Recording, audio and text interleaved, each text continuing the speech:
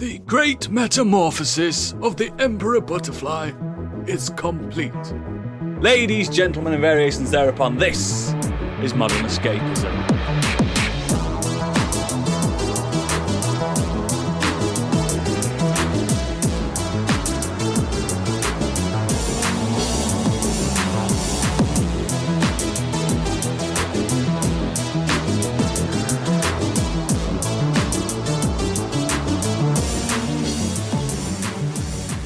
Hello and welcome to the making of Modern Escapism. I am the award-winning broadcaster and deep thinker Dr. Oodles. This documentary podcast will give you all a peek behind the audible curtain of procrastination. Joining me today, Professor of Social Economics from the University of York, it's Stig. Hello there. PhD in pronunciation from the Panthéon-Sorbonne University in France, an award-winning journalist, it's Dr. Biggie. Bonsoir. Art Master's degree holder and expert in bodily art forms and scholar of Bristol University is Professor Candy. Good evening, class. And finally, award-winning sound engineer and necromantic druid from the University of Newcastle. It's BSc Honours, Gadget. Greetings. Welcome. Welcome to a new month of non-fiction. No laughs whatsoever for the next 5 weeks. Absolute. Stop laughing! Just get it all out. We shall not be podcasting, yes. We shall be lecturing. Yes, welcome to Non-Fiction Month. This episode, we will be reviewing our week in media with The Nexus, then tackling our favourite documentary films / shows. Then we've got the green room for the patrons behind the paywall.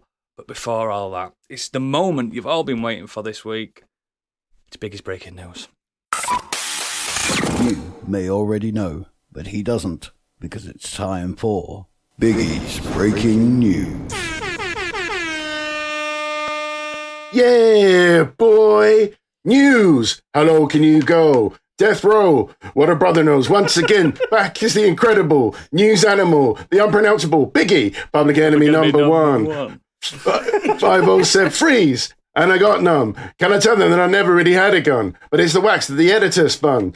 Now they got me on a pod because my stories they sell. Because a brother like me said, well, Biggie's a prophet and I think you ought to listen to what he can say to you, what you ought to do.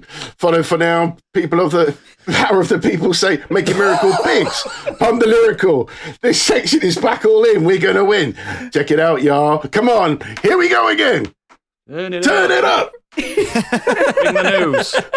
Well, it's been a good show. Good night, everyone. That's our 2 hours. Wow. Better be good now. And I shall. Microsoft vows to appeal as the UK regulator. Yeah, here we go. Blocks its acquisition of Activision Blizzard.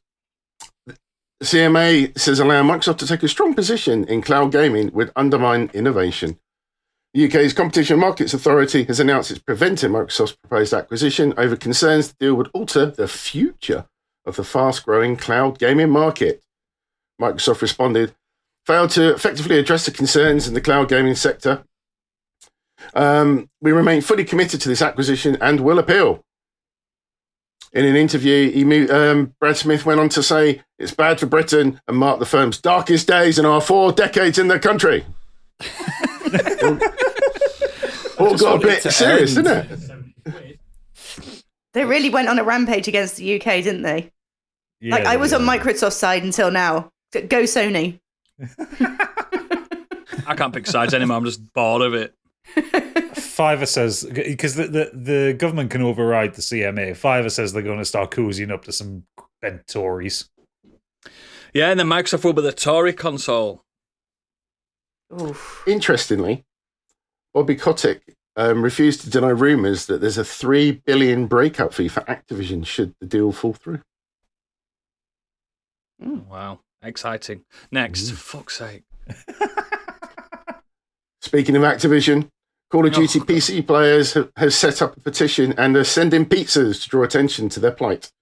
PC players have set up the petition trying to get the issues introduced from the Season 3 update. It's all to do with AMD, Vega, GPUs, etc., etc. players are crashing when they're trying to load up on PCs for either Modern Warzone 2 or Warzone 2.0. One player was so desperate he sent a cheese pizza with "Help Vega, please" written on the box to PC support studio Beanox. And he went on to say, "I had a pizza delivered to Beanox with the message because I don't know what else to do." I mean, that's ingenious. Play something else. Yeah. It's an What? There's option. other Well, games? there is that. I mean, What they can't play is Star Wars Jedi Survivor because that has a major game-breaking bug too. Oh God, he's And rolling it's through. getting negative reviews on Steam for the PC because once again, it's another game that has Man's performance learned how to issues. segue. Yeah, baby. Oh, I mean, it's just a bad month for PC gamers, It is. isn't it? Like, and it's From- not even the PC gamers' fault. It's the fucking devs and the publishers who can't just do things properly. Yeah, It's getting like that. It's getting beyond a joke now. ever since The Last of Us, it's just there seems to have just been more and more issues with games coming out. Is there something wrong with like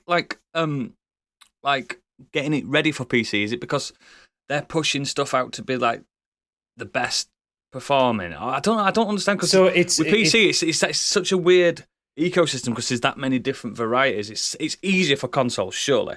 It's easier. easier for consoles because you're making it for one set of drivers, one set of software, Yeah. one set of firmware, that kind of thing. With PC, it's more complicated because you have multiple variations of things. But realistically, it kind of comes down to you've either got an NVIDIA graphics card or an AMD graphics card, and you've either got an Intel chipset or an AMD chipset. So it shouldn't be too Fundamentally, it shouldn't be that bad. No, Aren't these games created on PCs as well? I Why don't don't they work? Well, you see, most games come out now. They tend to use an off-the-shelf engine, so they'll use like Unreal or Unity or something like that, which does a lot of that kind of background work for it. Yes. But so with the Modern Warfare 2 thing or Warzone, that one is weird that it's only affecting AMD GPUs. That would say to me that it's something with the driver set for that, and that might need to be something that AMD fix rather than. No, I'll not be able to play it on my AMD laptop. Shame. The Jedi Survivor thing, that one's just fucking bad. Like the performance on that on PC is rotten. I watched More on Jedi Survivor later. I watched a video from SkillUp on it, and he when he reviews PC games, he has two PCs to one that's like what most people would have, and then he's got like top of the line ultra thing for capturing footage for the review. Yeah, obviously. And when he was reviewing on his uber super duper wonderful massive powerful one, he does the normal thing, knock everything up to max at 4K, and then work your way down until it works properly. And it didn't work properly at 4K on the big beastie one, and then he knocked it down to like 1080p at medium settings, and it was exactly the same, which is really fucking weird. So that says the game is fucking hobbled. But yeah, it's all down to the publishers pushing out the games really before they're ready. Yeah, exactly. Which is Stop shit. it. Stop doing it. But It's not fair. It should also be a thing that don't buy a AAA game until you've seen the reviews for it. Yes. Don't pre-order. Don't go out day one and get them. Like I will make sure, especially with Steam stuff. Like people on Steam will review things very quickly if it's broken. Yeah. Next. Into the world of film and TV, Kraven the Hunter will be Sony's first R-rated Marvel movie. Actor Aaron Taylor Johnson, who plays the title role of Kraven, revealed in a pre-taped greeting at CinemaCon 2023 it'll be Sony's first R-rated movie. The studio's Spider-Man and Venom movies, as well as Morbius, have all been rated PG-13. Didn't Sony Apparently, do there was a- Deadpool? Sorry, go on.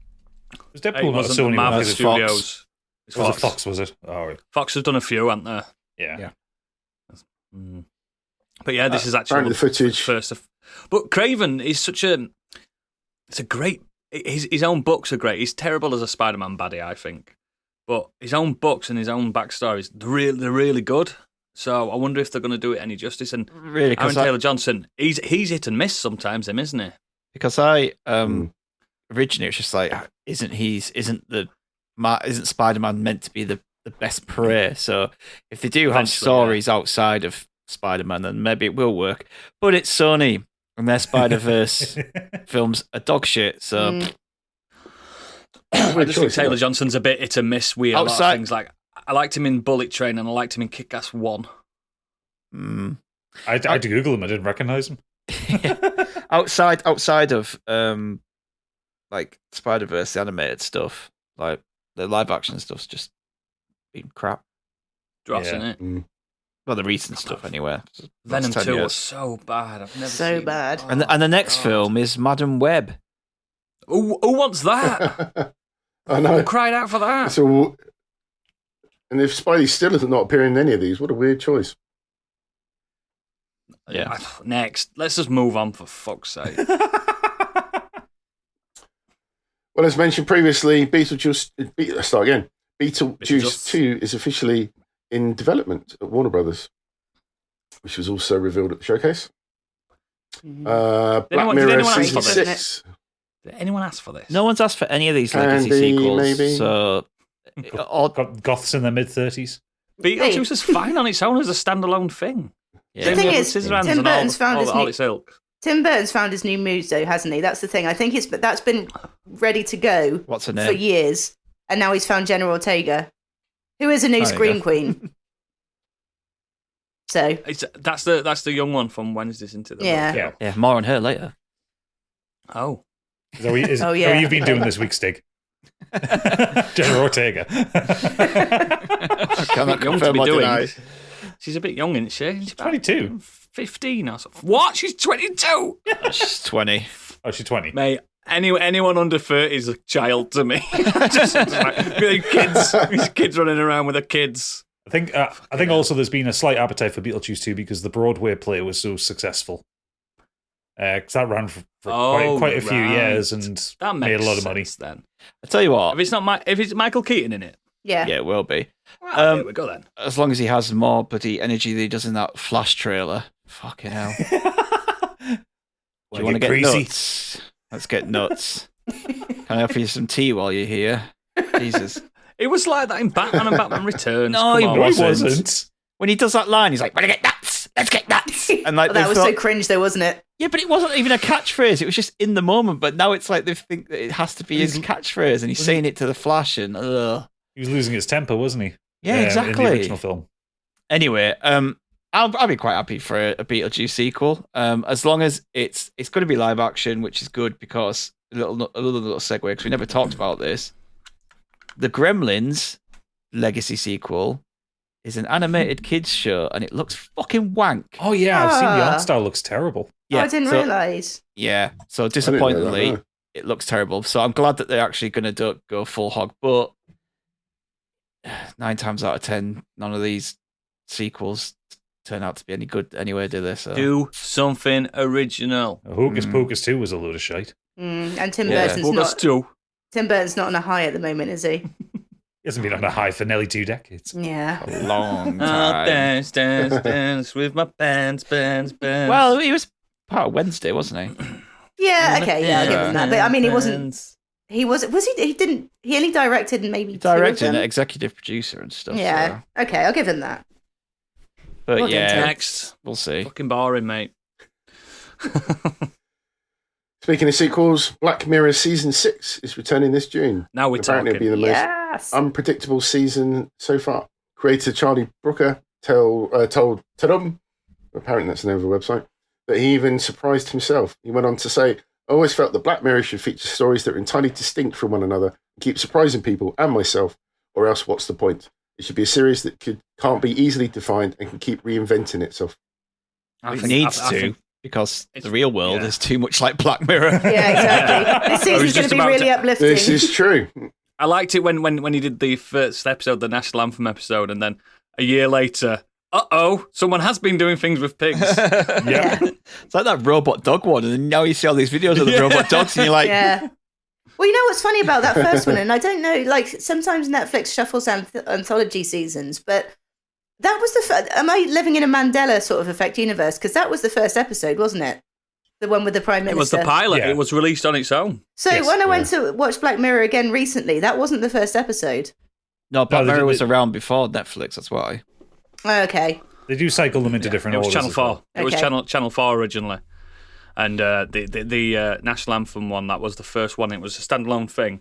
And it did bucks, mate. Everyone watched it. And then he was like, right, let's get a season done. I still think the best one they did with that was the Christmas special with John Hamm and Rafe Spall in it. Fantastic. That was That. fucking incredible. I'm not sure I've seen that one. I need Oh, to it's so haven't seen good. that. see It was just ratchet and tension all the way through. The worst one was Jabberwocky. Jabberwocky were very Oh yeah. good. That was shite. I was like, what was that one that had her from Jurassic World in it? The social score one, where everyone had to like each other, and if you didn't have the right score, you couldn't go to this part of town and shit Just like has that. the worst day ever. I like San Junipero as well. That's my favourite. Makes me cry every time. The problem is as well. I see all this stuff. I'm pretty sure this is where Alex Jones gets all his ideas from, because he seems to live in a Black Mirror episode. Blame Charlie Brooker. Oh, I've seen White Christmas. They're all fantastic. Yeah. Even the worst episodes are not the great telly still. Do you know what I mean? Yeah. Oh, very watchable. Cool. I'm looking forward to that, and it's coming very soon. Next month, innit? I think so, yeah. June, next month. Frank Herbert's June. Yeah, absolutely. Next. Here's a weird one. An R-rated series about Christopher Robin is in development. The show features him as a disillusioned New Yorker navigating his quarter-life crisis with the help of weird talking animals who live beyond a drug-induced portal. Why? Sounds great. Why? Because What are because they the Winnie on? the Pooh, It's public. fucking, it's public domain, isn't it? That's So it, you can do public what you domain. fucking want. There's going to be loads. There'll be Winnie the Pooh fucking games next. Stupid. Such a bad Boomageddon. idea. Next. Bob Odenkirk from Better Call Saul has joined season 2 of FX's The Bear. His Yeah, character Bear's details good. are currently Bear's kept under good. wraps, but the actor is said to be bored in the show in a guest role. Yeah, Bear I is watched all literally the one Bear. of I watched it all in one weekend. It's so good. one of the best shows on TV in the last couple of years. Yeah. And The young lad from the American version of Shameless is fucking brilliant. yeah, and add in Bob Odenkirk to it. Just, Yeah, it's only going to get better, isn't it? Yeah. I watched him in that film this week. That film where he goes a bit crazy. nobody. Yeah, it's good. That. Fun in it. Yeah, I like Yeah, it. it's on my to watch list. It's good. It's worth a watch. Odenkirk's always been good though. He has one of the best moments in The American Office, for God's sake. He's just. Oh, he does, doesn't he? Yeah. Great. Yeah, he's basically Michael Scott, but in a different branch. Yeah, it's mad when you look like Because he was going to be Michael Scott originally. Yeah, when you go down Bob Odenkirk's like IMDb, he's guested in fucking everything. Oh, he's the comedian's comedian and stuff like Yeah. that. He's one of them. He's so good. He's so good. And I've been chewing away at Better Call Saul now. I'm quite a good few seasons in now. It's really good. I think it's better than Breaking Bad personally. Mm. And that's so far. I've not even finished it yet, and I still think it's better. It's more watchable. Fucking great. Yeah, it's really good. Next. There's a Dodgeball sequel reportedly in the works, according to Next. Deadline, with Vince Vaughn returning to star. Okay. Why? Don't know. Dodgeball's great, but you don't need a sequel. No, it doesn't It's a need a good sequel. film. It's a good film, but It's a perfect film for the time it was made. And there hasn't really been a film like that as good that's come out. I don't know anyone who's seen Dodgeball and not liked it. Mm. Also, look at Zoolander. Look at Anchorman 2. Exactly. Zoolander. They'll go back to him years later. God, Anchorman 2 was so bad. Zoolander was worse. Anchorman 1.5 is good. That's the original sequel. Yeah, Zoolander 2 was like, I don't know how you go from Zoolander to that. Like, it's just Zoolander's so good. The it's original one. such a fucking gulf in Brilliant. quality. I think they were talking about this on the Empire podcast this week about comedy sequels is really hard to do. Like, Yeah. it genuinely, the best idea is if you had such a good time with that group of people, do something different with them. Use the same group, but just do a different story Mm. rather than trying to do a comedy sequel, because you always try to outdo the last one, and it doesn't work. It's kind of like what Will Ferrell did for a big chunk of his early career. He would have the same. It's like Saturday Night Live mates following him around on different films. Yeah, like Night of the Roxbury. That's right, yeah. Sometimes it works, sometimes it doesn't, but it's better than look at Anchorman. It tried to outdo the fight between the news team, and it was just too much, and it wasn't as memorable and wasn't as good. Yeah. Yeah, fuck it. Next. Finally, Taika Waititi is going back to more of a light-hearted comedy movie. Thank It's called The Next Goal Wins, based on the true events and on a documentary in 2014. The latest tells the story of the American Samoa soccer team, who suffered the worst loss in the World Cup history, losing to Australia 31-0 in 2001. Jesus. I watched the trailer to this. It looks good. It's what It's he needs. got vibes. It's got vibe of the Wilder People and stuff like that. Yeah. It's just good vibes. Feel Yeah. good. Like just some Samoans going, we can win this. We can win this. You know what I mean? Even though they can't, clearly. Yeah. It's really good. It just looks really good. It's back to what he needs to do. Smaller movies. Smaller movies with a bit of heart to them. Yeah, and that's what he needs to do. He needs to get his mojo back before he does anything massive again. Well, he's doing Star Wars. He's got It's Star Wars meant coming to up be, next. but there's no. It's a spin-off, isn't it? It's He up in wrote the the air. script to a spin-off. And yeah, it's there somewhere, isn't it? He said he wanted it to focus on droids as well, didn't he? Well, he did he voices a droid in Mando, and he directed he directed an episode of Mandalorian, and that was really good. That was like one of the best imagine episodes. if he did a Star Wars spin-off where it's the droids like talking like what we do in the shadows, where they're like, oh god, they make us do everything. You know what I mean? The sweeping brush and stuff like that. A mockumentary with Star Wars droids. Yeah. Oh yes. That's what he should do. That's what he should do. I mean, if he's listening, and I know he does listen, you can have it, Taika. You can have That's what it. they need to do. Like interesting things with Star Wars. You see that Wes Anderson / Star Yes. Wars? Yeah, I did. trailer? That was Yes. really Oh, good. imagine Yes. that. Like, It just made me Do sad some- that it doesn't exist. yeah, exactly. Have some Yeah. fun with it. Now George Lucas hasn't got a say. Let's have some fucking like fun. I said in our Discord, I saw like some concept art of a Studio Ghibli in like Star Wars, but drawn in Studio Ghibli style. And I was Yeah. like, it looked incredible. Like, I think that's what what's it called? That animated show. Rebels? No, the Star Wars. Droids? Bad Batch. No, it's none of them. What did you say, Biggie? Droids. No, there's an animated Star Wars where it's all like different styles because Aardman Studio doing one for this Yes, Yeah, I second season. remember. I know what you mean. The The anthology one, isn't it? It's yeah, an yeah. anthology one. It's like It's a called- what if kind of thing. It is a bit like what? Visions. Yeah. Visions, Star Wars Visions, yeah. Yeah, it's a bit like the Animatrix where they had different styles for Yeah. each episode. It's like that. Yeah. So Next. Over to the weird world web. Hold your horses, guys, because this is a roller coaster of a story.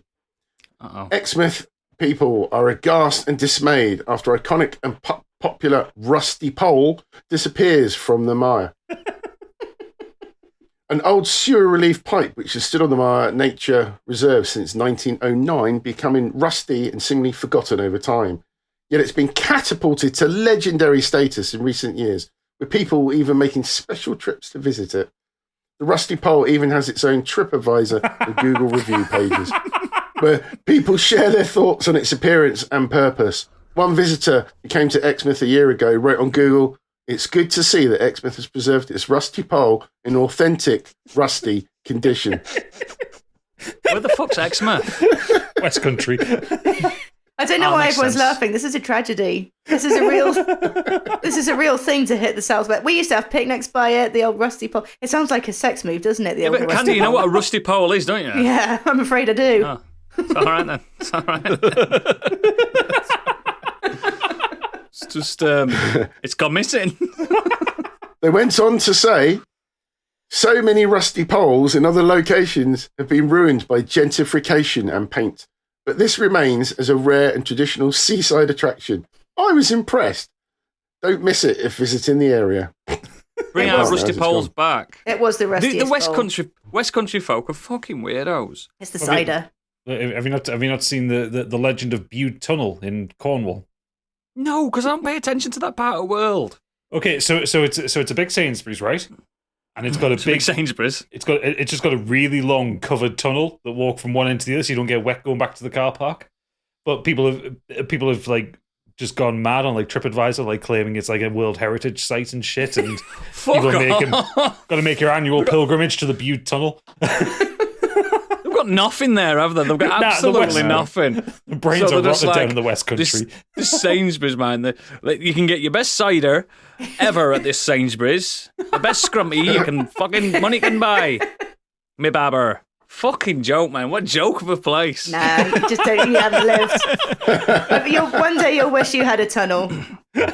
We've got the North. We've got the Angel of the North. We've got Umber Bridge. We've got fucking architecture up the wazoo. We've got Jorvik. We've got so much up the North. Yeah, We've but got you're the always best fucking wet, fucking though. Ports. We're always wet because we like to keep things clean, not rusty.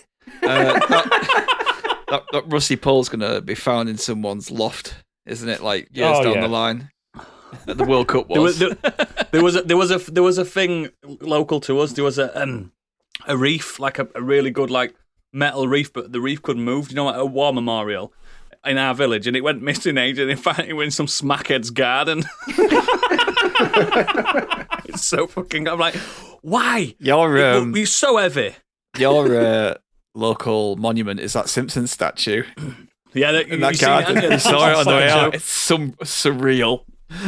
They're all just sat on the sofa, aren't they? You told us about this when we dropped him off. When you go back up that hill, just look in that house because you couldn't see it on the way down. So on the way back up, you go look at the house, and it is just a statue of the Simpsons on their sofa in They're all someone's about garden. 6 foot tall as well. Massive, huge statue. I once, because I know the person that lives there, and I went to an house party once. I fingered a lass on that couch. So there you go. There you go, on the Simpsons couch. Poor Marge. You heard it here first. Wait, Oh God, later. Just a bit of heritage, that's all. It's just a bit of Pontefract heritage. Come on. We've got licorice and Simpsons couches. That's all we've got. And the Haribo factory. Yeah, because of the licorice, mate. That's the only reason why it's there. And also And diabetes. Scampy Fry's fingers. Yes, exactly. Oh, I love scampi fries, man. Oh, God. A bag of scampi fries. Come on. Is that the news? That's it. Fantastic. What a pace, what pace. Let's get on to the Nexus. I'm going to start the Nexus because I've been playing the new hotness. Not on PC, though. I've been playing Star Wars Jedi Survivor. It's a AAA game on PlayStation. Of course I'm going to play it. That's what I do. I traded some things and I didn't pay fucking 70 quid. Not a fucking chance, mate. I did contemplate picking it up the other day when I was in Asda. It was like £62. I'm like, I don't want it that much. Yeah, it's not worth it, is it? It's not worth that price. So I ended up paying like 3 quid towards it. So I'm like, yeah. It's worth that price to me. Yeah, exactly. So yeah, I'm about 4 hours in, barely. Oaks. It took long enough to install. It took a long time. And there's a 70 gigabyte download and all sorts, even with the disc. So Isn't the game like 150 plus 150 gigs on gig? there? Yeah. Yeah. So on the disc, it's not the whole game. You have to download No, it's half of it. It's half of it. You can play the disc more or less straight away, but you can't get past a certain bit because it's still installing and stuff and downloading. Which again sucks for people with bad internet. Oh, yeah. But yeah, so Star Wars Jedi Survivor, the sequel to Jedi Fallen Order by EA and Respawn. Let me just get this off the top. I fucking love this already. I love it. Genuinely love it. So I really, really like the last one. The last one was like a Souls Metroidvania rip-off type thing with a Star Wars sheen to it. The lightsaber combat was fine. It was absolutely okay. The timing windows are not something that like me and Gadget that play these type of games would get on with that much because No, I found a bit of a they're struggle. not precise. They're not precise enough. They're not what we're used to. They're not Sekiro. Guess what, Gadget? Is it Jedi Sekiro Survivor now? is Sekiro. Shit, I'm gonna have to buy it now, man. It's like this. Do you know when you can just parry? Yeah. It's just if Fallen Order's Demon Souls, this is Sekiro. So now don't let that put you off. It is not a difficult game. They've not gone for the hardcore crap checkpoint system in this game anymore. They did on the last one. This is the most accessible Souls-ish like Metroidvania you could probably possibly play. There's so much accessibility. You can skip complete bosses. You can, and you don't lose anything for it. You still get the achievements for skipping past them and everything. There's arachnophobia mode, which I tried. It makes the aliens hilarious in a cool way. You know, like that. There's these like proper spiders. And I thought, hang on, let me just see what this looks like with arachnophobia. It turns into like a fluffy bear, 4-legged creature. And it's cute. It's cute. So it starts off very cookie cutter, where it's showing you the ropes. Now the traversal is bigger in this; it's bigger and better. It's not 90% combat, 10% exploration on this. It's 50-50. If you like Uncharted and how the traversal works on Uncharted, that's what this is. And eventually, it starts turning into Titanfall traversal. Now you're talking about language. Yeah. Well, these are the guys that did it, aren't they? I know, and I'm still salty we don't have a Titanfall 3. If it makes you feel, if you want to understand the traversal, there's an achievement for staying in the air for 60 seconds without touching the ground. Oh, nice. That's what the traversal's like. It reminds me of, it reminds me of when you're out of, is it BT? Yeah. The BT? Yeah. When you're out of him and you're just the guy and you're running around, and remember that level where you're in the factory? Yes. Every single level's like that. It's so like precise, and now is it also like precise traversal? Like, because with like yes, with Uncharted, it's very much hold forward and X. You know, no, it's precise. Kind of does it all for you. You can move, you can move back, you can flow back. Because again, you can stay in the air for 60 seconds. You know what I mean? That's because it does a perfect thing. What these Metroidvanias and all these games do. It starts off. You've got all the powers that you had from the original. There's no amnesia. There's no craziness. You are a fully fledged Jedi Knight, Cal Kestis. The guy that plays him, somewhat Monaghan, I think he's called. He's pulling all the punches on this. His voice acting, his emotion is fantastic in this. And I've got to a point now where I think, he's up there with some of my favourite Jedis already because he's older. Yeah, it's about 7 years later, basically. So it starts off like I say. Uncharted, blah, blah, blah, blah, bit of combat. And you think, it's just like the original. No, it's not. It's got builds, Gadget. Oh. Builds. So there's 4 builds I've unlocked so far. There's the single lightsaber. Oh, yeah. Double lightsaber. Yeah, I've seen it. It's like combat stances, isn't it? Yeah, combat stances. The double lightsaber, the break the lightsaber in dual wield. Oh, no, I've got more. I've got the Kylo Ren one, nice. With the hilt. And I've got get ready, a lightsaber and a blaster. You've got guns in this, Biggie. There's guns in it.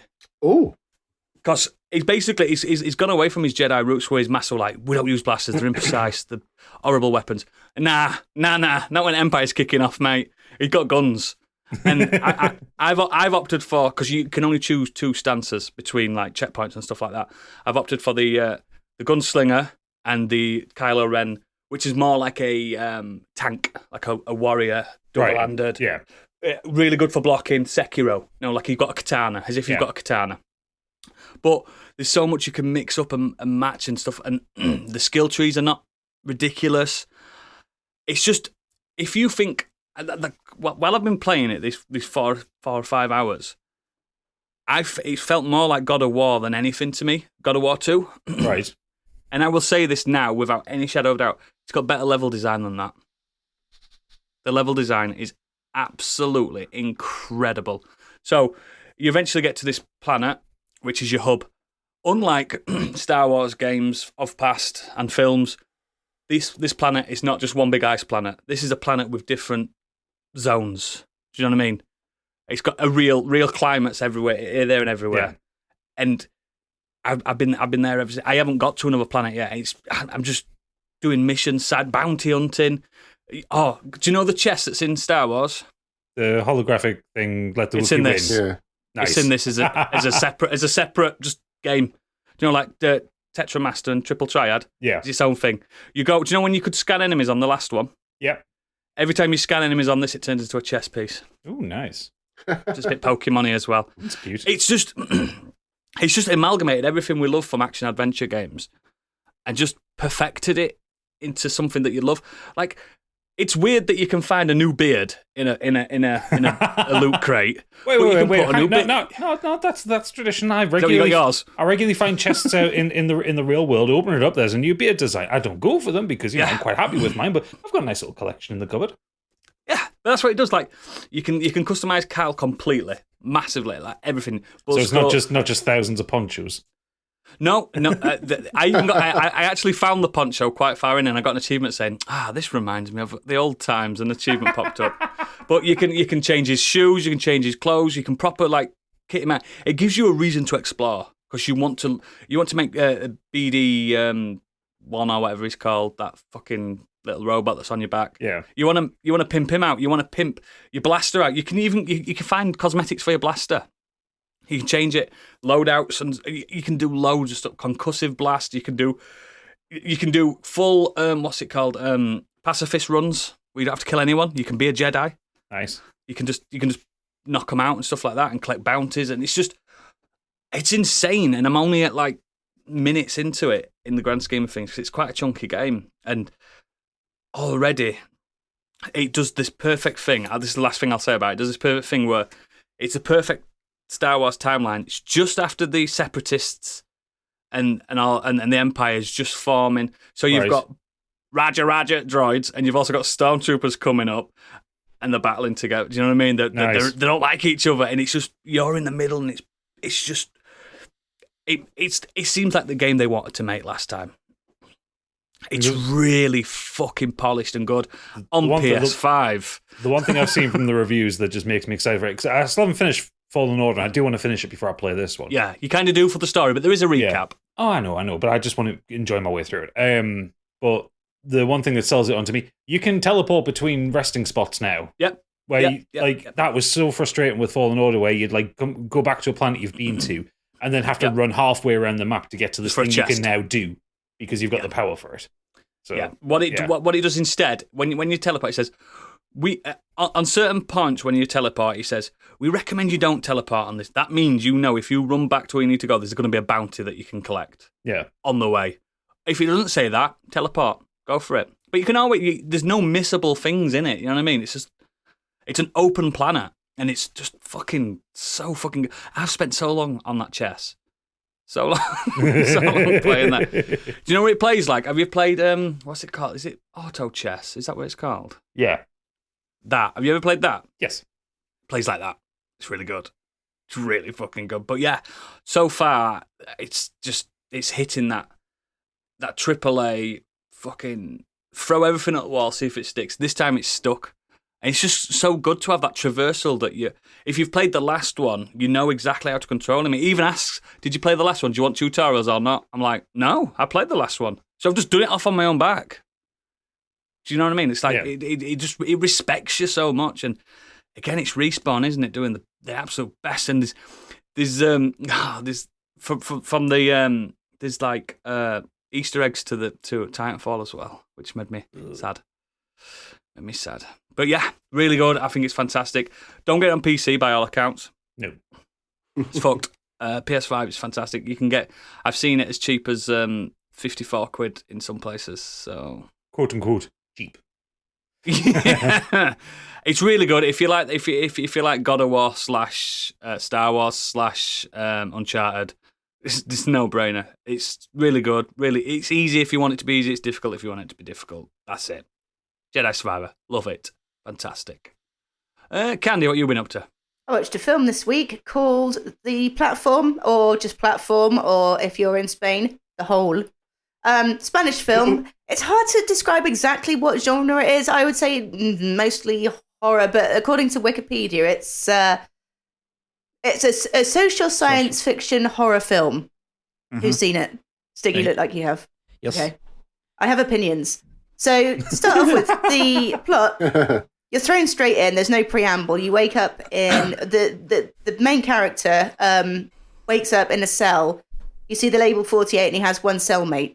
There's a hole in the middle of the cell, which every 24 hours it brings down food, and they learn that they're level 48 of. At this point in the film, they don't know how many. So at the top level, you get all this amazing, well-presented, gourmet-level food. And you've got 10 minutes or whatever it is to eat as much as you want before it goes down to the next level. And all the way down. So once you get to level 48, you have the scraps and the remainders of what every other level has left, kind of thing. You can't you can't keep food for later because there's reasons why you can't take food from the table and store it. this started really good. There's plenty of gore. There's it feels very claustrophobic, but in a kind of interesting way. Like the concept of it is really interesting, and you can tell why it's a social commentary. I felt like this film kind of shit the bed towards the end. Like there's not a massive amount of story or character development apart from this like slowly descending into madness, because this guy has signed up for 6 months for in return for a degree. So every single month they're sorted onto a different level, and again you could end up in level 1 or you could end up in the bowels of hell essentially. So every month you end up with a different cellmate and you end up on a different level, and it's just the way that people are reacting to who they're with and just what level they're on and trying to deal with their mental state and everything. And that's more or less all there is to it. Like, we don't get to see the very top level. I would have loved to have seen that. And there's not, like I said, there's not a lot of development or explanation as to what's going on. At the point where it shits the bed is the point where you realize we are going to get no explanation other than it being a literal social commentary on people, taking only what they need and then sending it on. And as a society, we can survive if everyone just takes what they need rather than just kind of overindulging. You mean socialism? Yeah, yeah. They said it'd never work. The good side of socialism. But yeah, it's just, the concept was good and I was really invested, and it basically jumped the shark. What did you think, Stig? Exactly the same. I thought it started really well. It looked like it was having something to say, and it had some kind of interesting concepts and a little bit of horror in the kind of the way that people acted, and the people were so greedy and all about themselves, and they didn't think about the people below them. And in the ending, I was just like, the fuck is that? Yeah, yeah. No sort of explanation. I understand it's a make of it what you will type situation, but there seem to be 2 points kind of going on at the same time. That just stinks to me of like, we don't know how to end this, so we've just put an ambiguous ending on the end and you figure it out. Yeah. And small budget, because it was clearly the same set the whole way through. What's it called again, sorry? The Platform in English, or Holes in Spanish. Oh, and just to say, I watched it both subbed and dubbed. So I watched it dubbed in English with the closed caption subtitles, and there was quite a bit of difference between what was being said and what was translated. And I don't think that the film suffers because of that. I don't think it was a translational issue. I think it was just the story. Yeah. But, so not recommended then, no? I mean, it might have its audience, but I don't think it's as clever as it thinks it is. I think if you're looking, for a thinker, it's probably not the one to go for. It would have been nice to have just a little bit more explanation, I think, just a peek behind the curtain. So yeah, I wouldn't recommend that one. Excellent. Don't waste your time, guys. Speaking of time wasters, Biggie. Yeah, I've still been watching this Succession on season 4 now. Oh, Jesus. I'm still only halfway through season 3. That man still knows that. Playing Divinity. Yeah, I'm addicted to Succession, without doubt. But very quickly, all I did was downloaded the Street Fighter 6 demo and then uninstalled it tell me it's immediately. You download the demo, you get into creating your fighter how you want. It's quite an in-depth character creator. Yeah, if you want to spend time on that, you can. Then you get introduced to the gym, and I assume you've seen the iconic Street Fighter 6 character, this new guy, Luke, I think his name is. Yeah, Luke. He's basically your trainer. They're trying to push him as the new, Ryu, aren't they? Yeah, and you go through a little bullshit training with him, and then after that you get told to go out into the real world and meet other fighters to learn your do you physically walk around? And that's as far as I got, because you start to walk around, you bump into some characters that you can learn some skills off, and the voice sync is awful, the graphics are shit. God, don't! And I thought, fuck this is not aimed at me, and uninstalled. This is why I was saying to Stig as well, I think Tekken's probably going to be the one this year. looking right. Have you seen it? It looks incredible. Yeah, Tekken looks Yeah.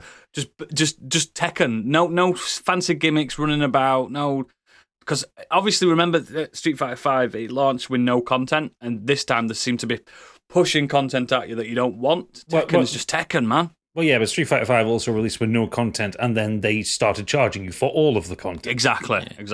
I mean, I admire them trying to do something a bit different because I think the biggest problem people had with Street Fighter 4 to 5 was it was essentially the Nothing. same game.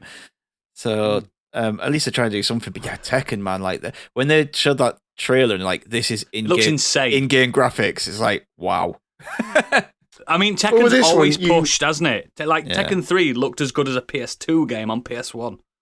You know what I mean? They've always pushed.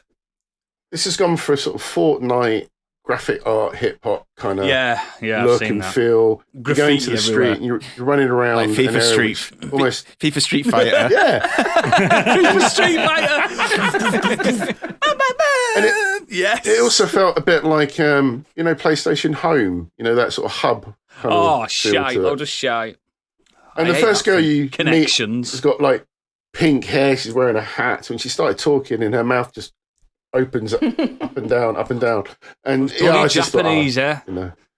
So yeah, I'm sure the fight in itself is probably fine, but I Save his just money for realised this Tekken, is not Estig. aimed at me. So yeah, wait for reviews on that one. I feel not impressed. I like to see Paul in Tekken with his hair down. Lovely. Stunning. Yeah, I'm not sure about that yet. Stunning. He looks awesome. He looks like Run out of an his- old man. Ran out of gel, hasn't he? That man's 70 years old. Had his, Leave him Which is- alone. had his gel taken off him at customs. Excellent. Gadget, what you been doing, bruv? So I continued on my Hollow Knight adventures. I've now beaten the game 100%, and the first of the DLCs. Started the boss rush mode, and then realised I've beaten all these bosses. Maybe I don't need to do this immediately. You do. But it is good. I've beaten the first Pantheon, but stuck on the second one. It's a lot. Yeah, second one's probably the hardest one. Honestly, mate. I really did enjoy the fight with the two nail masters that you get at the end of that one. So much better, innit? It's so fun, that fight.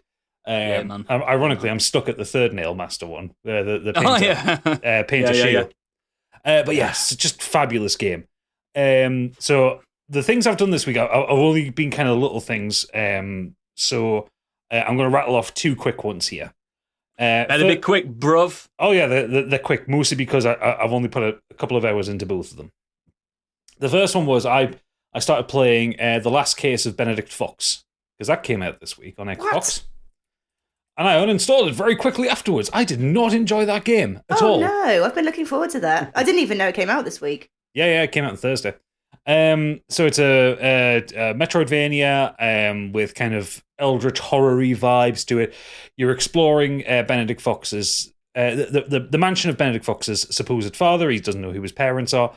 He has this creepy eldritch horror beast that comes with him. I think he calls it the Passenger or something like that. But it's like friends to it. It's a bit like the Venom symbiote. It talks to him and it gives him kind of advice and takes the piss out of him. That kind of Like that game, The Darkness. yeah, that- a little, yeah. But it's a bit more genial about things. You end up then traveling into limbo. You find your supposed father's corpse, and you go into his memories and into limbo, and that's where the bulk of the combat and all that kind of stuff happens. I think this is a symptom of me just coming off Hollow Knight, because I thought the combat fucking sucked. It was janky, timing was really hard, and not in a way like, oh, it's a hard game, you've got to get good. Like, it just didn't make sense to me. Some enemies I could block, some enemies I could dodge through. Not most of them I couldn't. Dodge is on the right stick. It's not on the button. So I'm getting fucking murked all the time while I'm trying to attack and then dodge. Yeah. Not having it. Get good. I beat the first boss, which was a giant anglerfish, and it wasn't particularly fun. And I just got to the point where I'm exploring through the mansion, even like the exploration mechanics were good, like the movement isn't smooth. I just didn't enjoy it. I really didn't enjoy it. It's got like mixed reviews on Steam as well, and yeah, I don't think it's not a winner, that one. Not a winner. I'd avoid it. Okay. But it's on Game Pass if you want to try it. Like, you're not losing anything by trying it. The other thing I started, which I am enjoying, is Yakuza Like a Dragon. Okay, Yakuza Like a Dragon. Yes. Yes. So this one is, it's Yakuza 7, and it's the first game to move away from Kiryu. You play on this one Ichiban, who starts the game as a low-level grunt working for a low-tier family in Kamurocho. I can never get that right. Who gets sent to prison because one of the higher-ups in that family kills someone supposedly higher up in the clan, which apparently is bad form. So Ichiban gets sent to prison in his stead because they don't want to send the captain. That makes sense. And he's very happy to do it. For some reason, he spends 18 years in prison for it. I'm not sure I would be that happy to spend 18 years in prison. And his hair grows. I'm only into the middle of chapter 2 at the minute, so I don't really have much to say about it, but I am enjoying it. The Dragon engine has never looked better. Like, it looks really good. They've done it, especially the face work. The face work is so much better than it. I like Ichiban more than I like Kiryu. It's because he's daft. Well, it's not necessarily because he's daft, it's because And what's his favourite game? Dragon Quest. Yes! Yes! Which they bring up several times in the opening chapter. All the way through the game, mate. But I like Ichiban more than I like Kiryu. I think mostly because Ichiban has some character to him. Kiryu was like stoic to a fault. It was like watching dialogue with a stone. Until he adopts his daughter and that, he kind of opens up. But even then, he's not particularly nice to be around. No, it's in the Yakuza, mate. No. I mean, he's not personable. Like he is a good character, a good person. And this one, Ichiban, he's a bit of a dickhead. He's a bit of a chancer. The first thing he does is come out of prison. His hair's growing long, and he goes because he went to prison on 2001. For some reason, he goes and asks the barber for a punch perm. Yeah. Which then comes out as this kind of wild anime hair, and it's fucking hilarious. It's absolutely mad. What fashion was back then. Yeah, he's furious. He's fucking wandering around in this kind of red velour suit with his wild backcombed hair. He doesn't know what a smartphone is or anything, does he? Nah.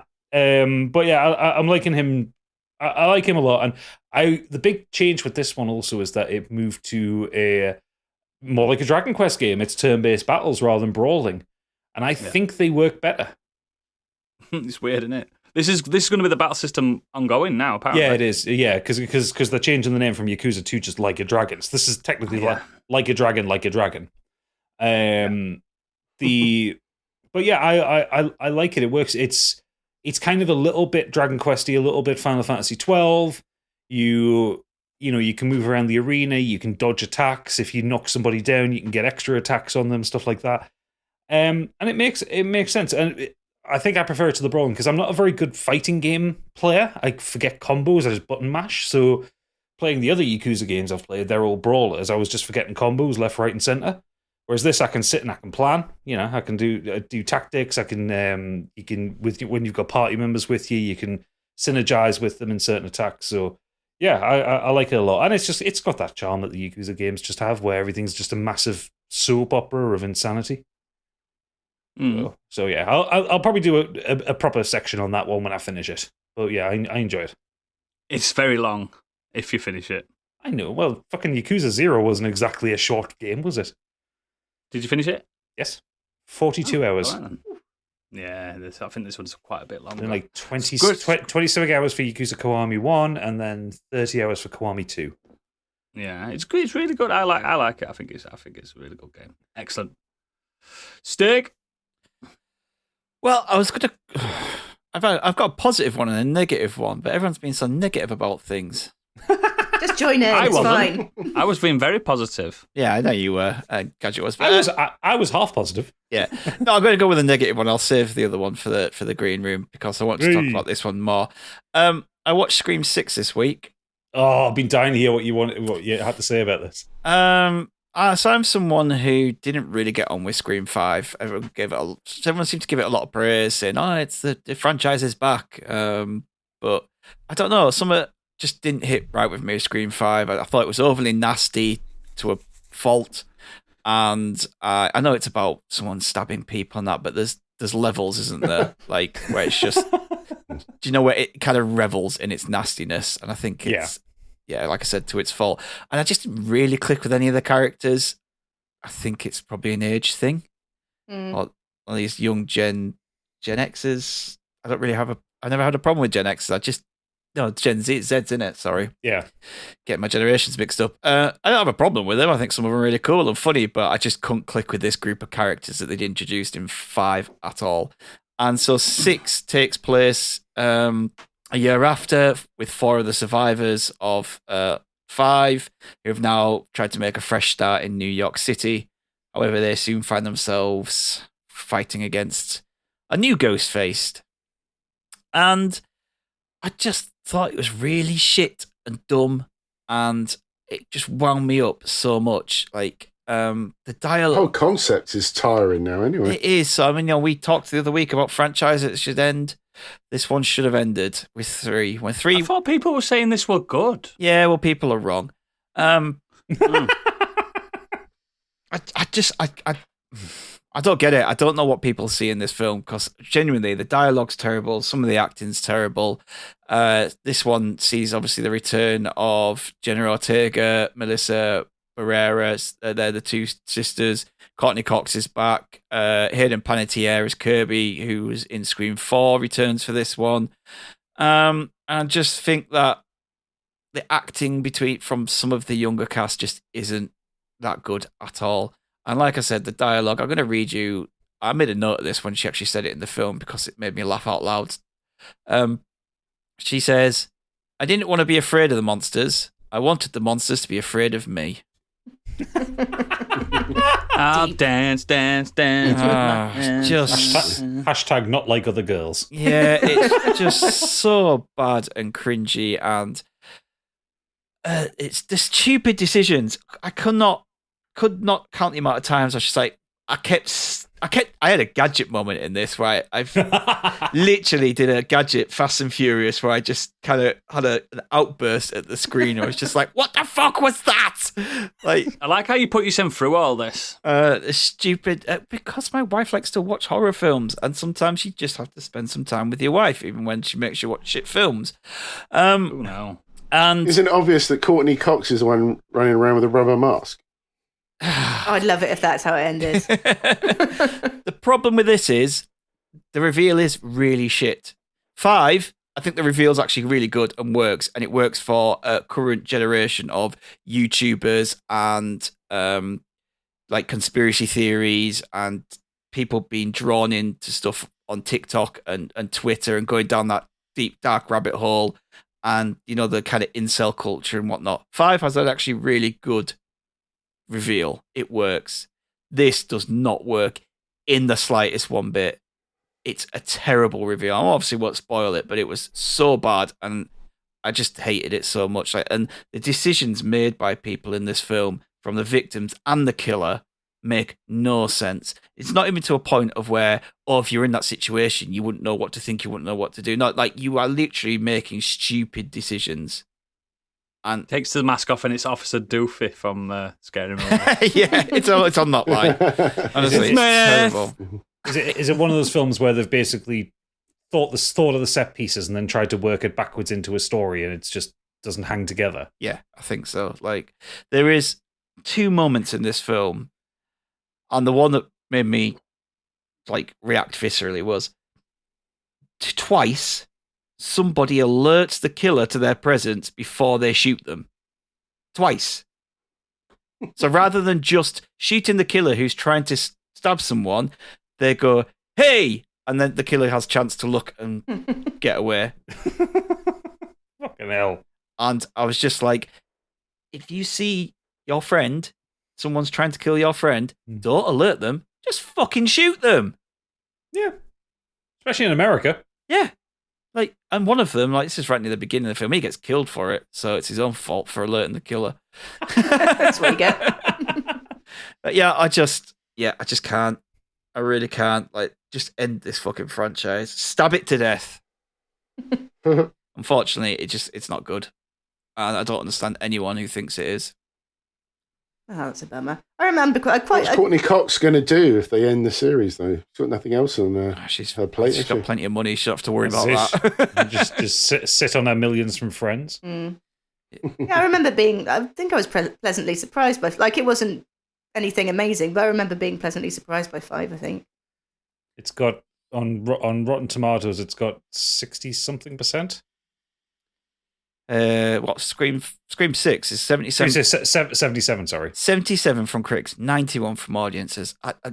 You must have watched a different film to me because it's just not clever anymore.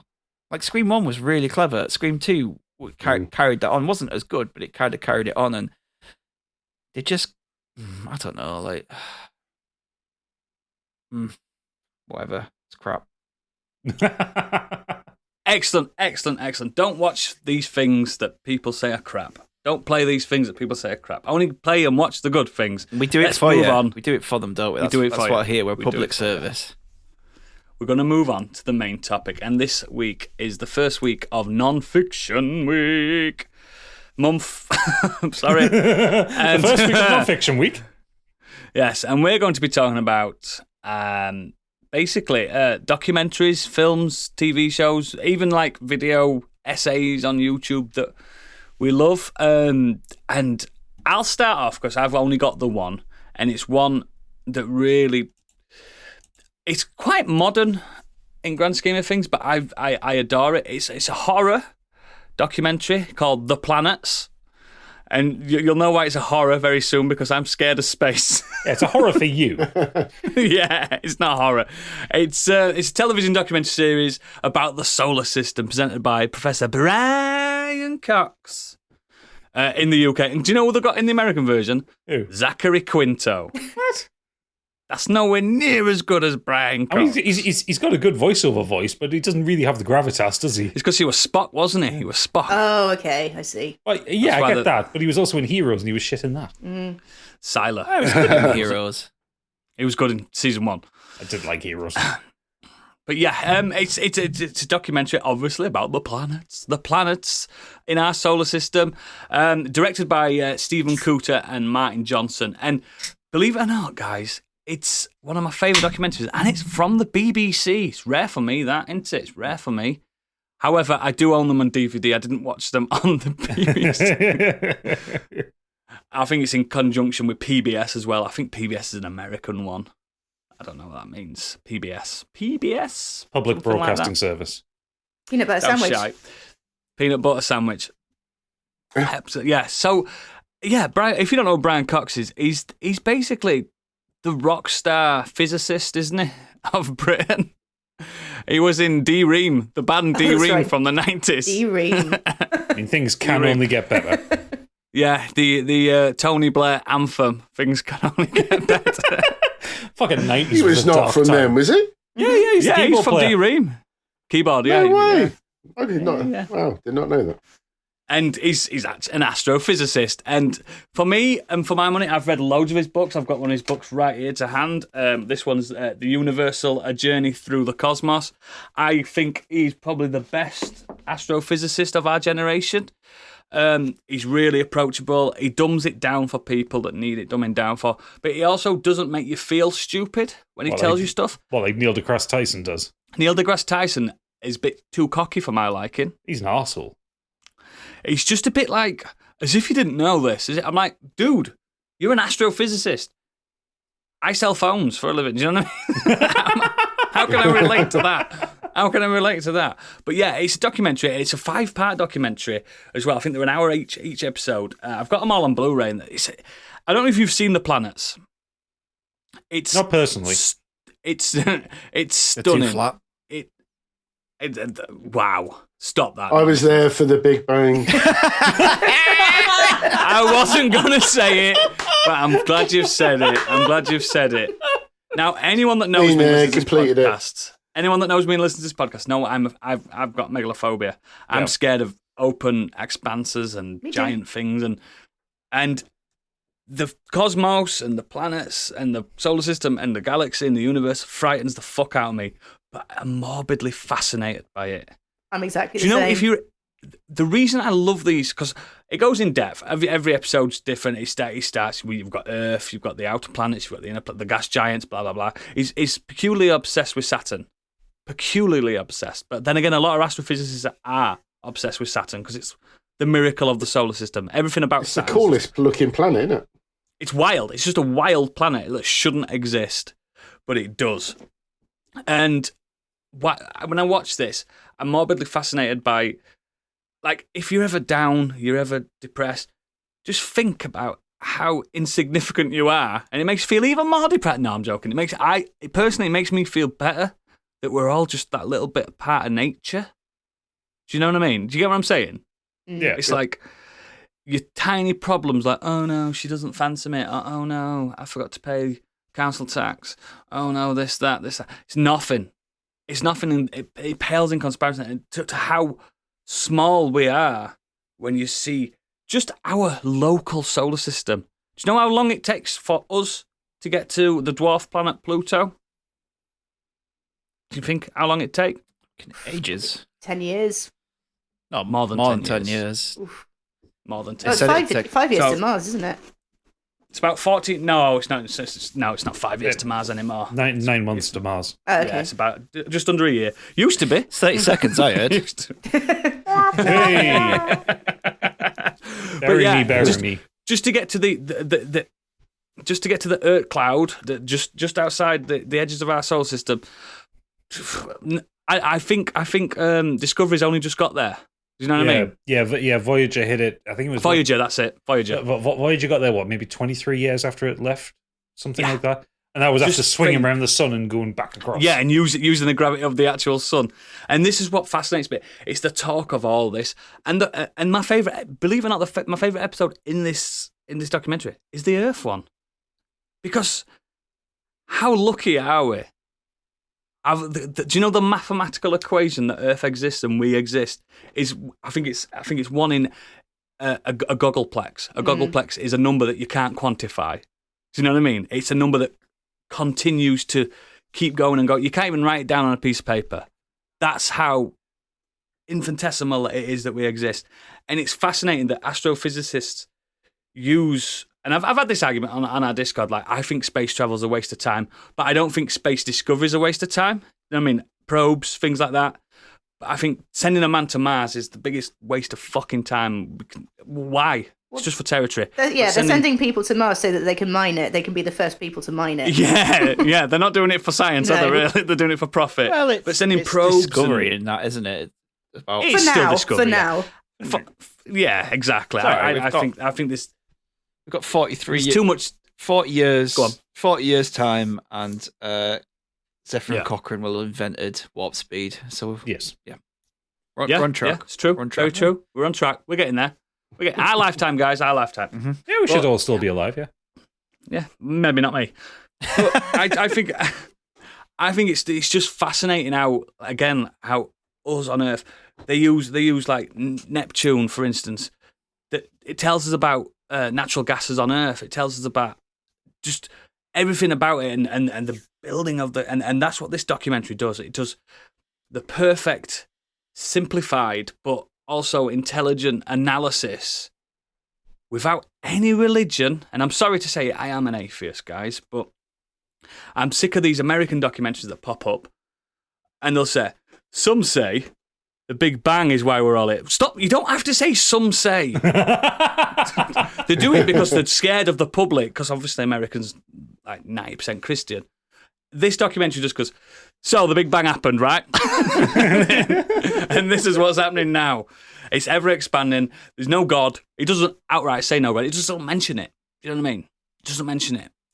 Isn't it enough that we name the planets after pagan gods? Just accept that. Have that. That's all you need. But I just think it's perfect. And the music, the whole soundtrack is by Muse, which a lot of people don't realise. The band I didn't know Muse. that. Yeah. All the ambient music and everything's just Muse. The intro's a track called The Void, which is the scariest thing in my mind. The Void is frightening. It scares the fuck out of me. But I just think it's sensational. And it's 2019. It's not an old documentary at all. But if you've got any interest in just our local cluster, which this is how weird it is that astrophysicists just call it the local cluster, as if it's like you can nip to I'm nipping to Neptune. You know what I mean? But you can't nip to Neptune. I just think it's sensational documentary, and one of the only BBC documentaries I own and can outright say That's probably worth your license fee. And that's it. That's my document. So I want to know what you guys are thinking. A man that existed long before documentaries existed. Biggie. What's your favourite? How the fuck can you go next after all of that? So yeah, I mean, obviously I'm a big hip hop fan, so I mentioned it before on the pod. I wanted to mention Hip Hop Evolution, which is currently on Netflix. It's good, isn't it? So far there's 4 seasons of it. Yeah, really, really good. It's hosted by Juno Award-winning artist Shad, and he basically just travels around, generally the States, but checking in with all the various culture icons and having a chat about how it started and where DJing originated, rapping, etc. Really well put together documentary, very deep dive into people's backgrounds, how they got started, where hip hop is sort of now and stuff like that. And just very informative. If you think you know any sort of music you're into, a documentary like this just gives you that extra info that you just go, oh, did not know that. It's just really good, really well done. I hope they do another season of that. Had to mention Making a Murderer again. Fantastic. Season 1 is better than season 2, but it's still a batshit story. Won't go into it too much, but it basically just tells the story of a guy called Stephen Avery, who served 18 years in prison. I don't like murdering ones. Well, it's a tough one because he served the prison sentence for 18 years for a wrongful conviction of sexual assault and attempted murder. And then he was banged up again in 2005 for a murder of a journalist, if I remember correctly. Yeah. And the other issue with the story is that his nephew was accused and convicted as an accessory, even though there was no real proper evidence for it. And it's just a fascinating story about how broken American law is and why these two potentially innocent people are in prison. I still can't figure out if they're innocent or not. It's a difficult one. People go, yeah, the guilty, the guilty, and then you look at all the other stuff, and I know that that documentary is kind of pushing you towards one side. Yeah. But the guy was about to win a huge lawsuit from the state and become a millionaire, and then all of a sudden, all this evidence started appearing that linked him to this fresh murder. As if the state framed him. It comes across as that. Yeah. I'm inclined to say that I think that he did. Obviously, there is a lot of stacking against him, but I think there's actually there was a law passed, and I don't know if it was because of him or because of the West Memphis 3 case. I don't know if you heard of that one. No. But three young lads were sent to jail for a murder, basically based on them wearing metal T-shirts on Metallica T-shirts, and then they were found guilty. And then they were released 30 odd years later, and I think because they were then able to sue the state for wrongful imprisonment, there's a law that if you're going to be released from jail, you are not allowed to sue the state. And I think bullshit. Yeah, bullshit. The wrong way to go about it. Yeah. Oh, Absolutely. sorry that we took 30 years of your life, but if you want to get out, you're just going to have to like it or lump it. Yeah. You can't sue people in this country for the same thing. The only thing you can do is get your record scratched from the criminal record annulled. So you don't have to declare it for jobs and stuff, but you don't get money back from government. The thing is that Making a You're wrongfully Murderer one, committed. though, is that there's evidence to suggest that he would have done it, but the coercion of his nephew, who at the time was only like 16, the police, the way they questioned him was completely illegal. He was on his own. And there's literally a bit where they scour his trailer and they can't find anything, and then they just go back one more time. They go, just go and have a look one more time, and then all of a sudden they find they find her keys behind a bedside table, and you're like, no one looked there before. Bullshit. And it's just it's so. I've not seen it, and I don't want to cast aspersions and stuff like that, and getting involved in some criminal cases, but. You've got to remember as well with some of these documentaries, especially the Netflix ones, they're dramatised, so a lot of it's not what you see. I mean, they are, but they do have all the lawyers. Like, the lawyers are literally there going through everything with you at the same time. And there's a season 2 where there was another lawyer who found even more evidence to support his claim. Yeah. Like, it's not like it's just I wouldn't Netflix. know. Like, they've got it all there saying, look, this has happened. And And like Sticky says, people will go away thinking different things, but for me personally, I felt like he was innocent. and some of the people on the you can make your own mind the up. prosecuting side seem proper dodgy Yeah. as well. So, yeah. You're telling me that the American criminal system's dodgy and the justice system's dodgy? Yes. That's No one's exactly what I'm ever saying. said that in the history of the world. You heard it here first. Yeah. Speaking of which, the other one, for obvious reasons, is Tiger Kings. I was late to that one. I missed all of that when it first came out. But yeah, batshit documentary. Do you know, in grand scheme of things, it's not a good documentary, is it? No, it's a terrible Good documentary. tale. No. It's a good tale. It's a good Yeah, story, but yeah. it's not very well edited or paced or anything like Well, that. it's less that it tells a story that the director wanted to tell, but it might not Yes. necessarily be the right story. Exactly. Yeah. It really angles on like character assassinating. So there's Carol too much Baskins and gay panic for me. There's too much there's a gay fair panic bit of gay in that. panic. It's like, oh no, he's gay. What? What a revelation. You look at him. What a fucking mystery. I mean, to be You know fair, what the I man mean? is gay panic. Yeah, panicked gay. Yeah, that's the only the only like weird thing I get from that Tiger King. There seems to be like a lot of the talking heads seem to be like take one, take two, as if it's not legit.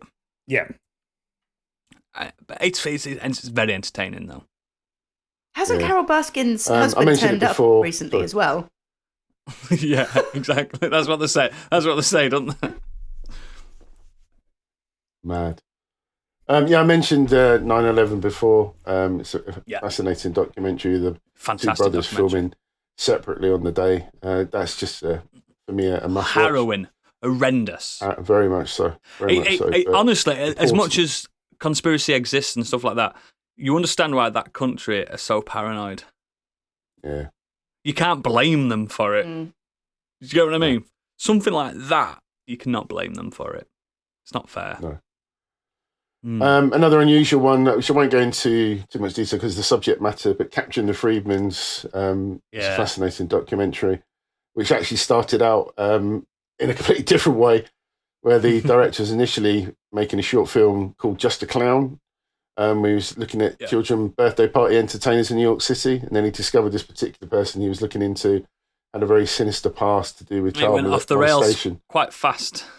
Very much so, with recorded home footage of interactions. Not obviously that stuff, but just Yeah. interactions with families and stuff. It's Yeah. really dark, really fascinating documentary. And another one I mentioned before was Summer of Soul, about the almost like the Black Woodstock. I still think people should watch that. It's brilliant, by Questlove. Fantastic, about why it was never originally technically shown on TV. And finally, for Bedrooms to Billions, because of my retro head stuff, is just over a 2-hour documentary about the bedroom coders from 1979 to present day. About That's the really good, that film. computer technology in the UK, how it inspired a generation of enthusiasts, hobbyists, school kids, bedroom coders, and entrepreneurs to make the UK one of at the time the biggest computer industries. Oh, it was massive. It was massive back then. Cool. Excellent. There's so many to Candy. choose from. Yeah. Candy, what you got? Well, I struggle because I brought quite a lot of documentaries that I prefer to the one that I'm bringing to the Nexus, but I think this is one of the ones that this one that I'm bringing will certainly provoke a reaction, whether it be negative or positive towards this particular actor. And it's Jim and Andy, The Great Beyond. And it's a documentary that revolves around Jim Carrey portraying Andy Kaufman on the film Man of the Moon. I've seen it. So this is footage made up of footage, that Jim Carrey had stored in his offices for 20 odd years, and It's the method acting documentary, isn't it it? is method acting gone wild. And the reason this hadn't seen the light of day before is because Universal put a halt to it. They did not want this getting out. They did not want people thinking that Jim Carrey is an It made arsehole. Carey looked insane, didn't it, as well? It's a crazy, batshit crazy actor acting batshit crazy whilst playing an arguably even crazier comedian, Andy Kaufman. Because by all accounts, he was next level insane. The man was insane. Kaufman was an horrible bastard as well. He was a horrible bastard, yeah, for sure. And I mean, God, but it must have been a screw loose. But in the same way, What's he crime famous begins. for again? What's I that? don't know much Kaufman. about the guy. Taxi? Yeah. The government is Yeah, he was in comedian. Taxi. He was in Taxi. Yeah. It was 70s, wasn't it? So actually, I didn't. Before I saw the Yeah. film, I didn't know a whole lot about him because I was just. He did the talk show circuit massively because people were obsessed with him. He did loads of wrestling. Yeah, the fight with and Jerry stuff. Lawler. Yeah. Yeah. And Jerry Lawler hated him, actually hated him. No, Well, gee, apparently, not really. Oh, was that just a joke for the... So it was. It's okay. It's actually that's touched on in the documentary because Jim Carrey was provoking it because it's actually him that's in the film, Man on the Moon. Yeah. And he was, whilst in character as Andy Kaufman, because he just stayed as in character the entire time. He made everyone call him Andy on set. Even in the trailer and stuff, didn't it? Yeah, and he basically said that he felt like he was possessed by Andy Kaufman. But this wrestler came out and said he was not like this towards me in real life. We were friends. We planned these things, and Jim Carrey as Andy was there just provoking him and trying to provoke an actual fight. But it's the moments where this character that Andy Kaufman used to play, Tony Clifton, and you can see that the other actors and the stagehands were just visibly awkward, visibly upset, including They hated it, didn't they hated it. Danny DeVito and the director's completely pandering to him as well, like talking to him as if he's a child, and he's playing Andy Kaufman as if he is a child. Like he's got this kind of the way that he speaks and everything. It's as if he's playing him like he's stupid, like he's dumb. And I don't think that was the case at all. I think it's just it was a character he was playing. I read a book called The Tisms of Andy Kaufman, and apparently he had autism. He had every tism going. It's got to be. And Hollywood and the machine didn't have a name for what he was back then, obviously. Yeah. And they just abused him, and he abused them, and it was just the worst fucking. And this is what Jim Carrey tried to tap into. By the time Man on the Moon came out, which, again, is a film based on the R.E.M. song, isn't it? Because he talks about Andy Kaufman in the R.E.M. song. Well, the R.E.M. song's based on him. Oh, yeah, you know what I mean? But it's all... But Jim Carrey knew that by this point that he did have all these tisms. That's what they like to call them, don't they? Mm. And it's just one of those...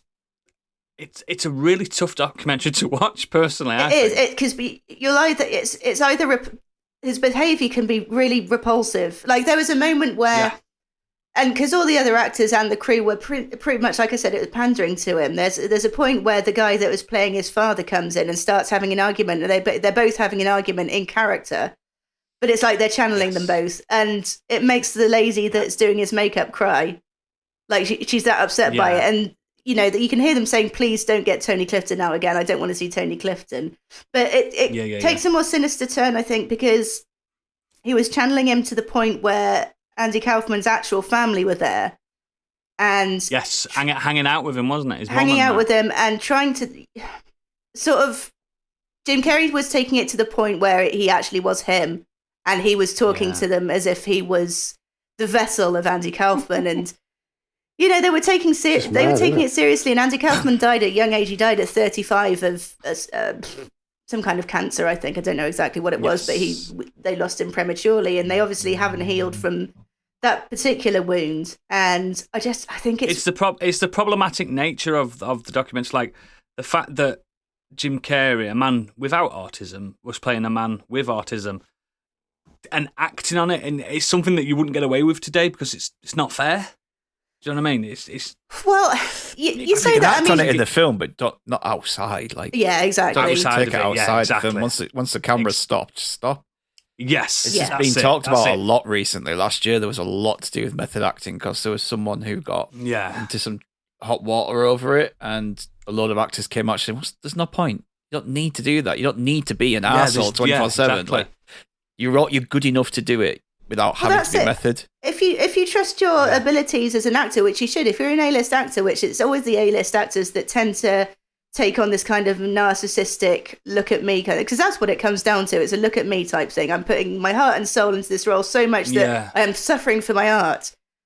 have faith in your own in yourself as an actor, because you're saying that unless you can't get out of that, you can't get into that role unless you're constantly inhabiting it.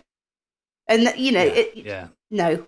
Yeah, there was thing with like Leo working on Django regarding it. Yes. Jamie Foxx tells a story of like how Leonardo DiCaprio was having trouble like saying the N-word so much.